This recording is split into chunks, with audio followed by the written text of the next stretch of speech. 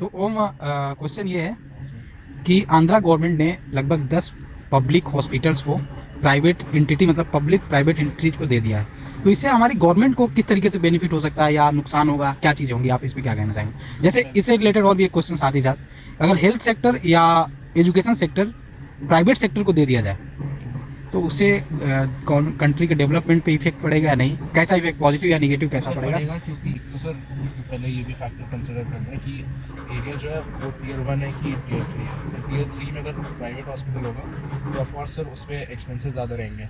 और sir main जो spirit होता है गवर्नमेंट एजेंसीज का कि पब्लिक वेलफेयर के लिए काम करना rather than making money, sir वही स्पिरिट टूट जाएगा कि तो सर वो ज़्यादा से ज़्यादा मनी एक्सट्रैक्ट करना चाहेंगे अपने कस्टमर्स से। प्राइवेट, हाँ प्राइवेट और पब्लिक सर, वो पब्लिक सेक्टर जो है मतलब गवर्नमेंट, वो सर चाहे वो लॉस में भी ऑपरेट कर लेंगी लेकिन वो सर बहुत सस्ते में काम करेंगे। और एक और फैक्टर है कि पब्लिक मतलब जो वो होगा कॉरपोरेशन जो होगी वो हो सकता है कम डिमांड की वजह से हॉस्पिटल बंद कर दे। ठीक है कि अगर उनको प्रॉफिट आ भी रहा होगा लेकिन कम आ रहा होगा तब भी हो सकता है बंद कर दें। और वही जो गवर्नमेंट है वो नहीं बंद करेगी चाहे उनको लॉस भी हो रहा है, क्योंकि ड्यूटी है कि वो सिटीजन्स को सर्व करें। एजुकेशन पे क्या कहना चाहेंगे आप? अगर एजुकेशन को प्राइवेटाइज किया जा रहा है तो सर इसमें भी यही आजकल बहुत ट्रेंड कर रहा है कि हर साल ना गवर्नमेंट ने जैसे ये सेट किया है कि हर साल 7% ही एक स्कूल प्राइस बढ़ा, अपना फीस बढ़ा सकता है। काफ़ी केसेस में सर प्राइवेट स्कूल जो है वो ज़्यादा बेटर एजुकेशन ऑफर कर सकते हैं। ठीक है, हाँ, क्योंकि वो एक तो उनके पास फंडिंग ज़्यादा रहेगी, मतलब वो ऑफकोर्स ज़्यादा फीस चार्ज करेंगे तो उस हिसाब से स्टूडेंट भी स्पेंड करेंगे। और प्राइवेट सेक्टर में एक तरह से कह सकते हैं करप्शन या घोटाला बहुत कम होता है, जो गवर्नमेंट सेक्टर में काफ़ी दिखता है।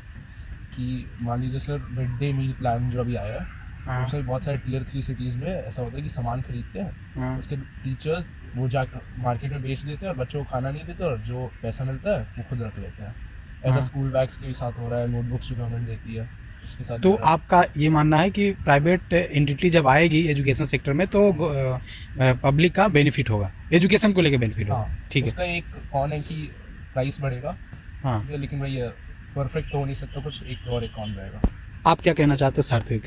तो सर हेल्थ सेक्टर में अगर बात करें तो सर प्राइवेट कंपनी ज़्यादा ध्यान देगी अपने बेनिफिट के लिए, ना कि पीपल के बेनिफिट के लिए, कि ताकि उनकी ज़्यादा ग्रोथ हो।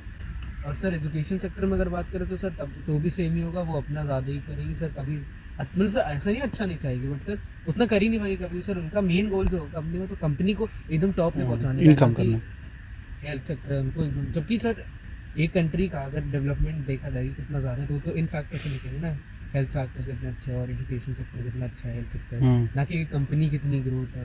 बिल्कुल।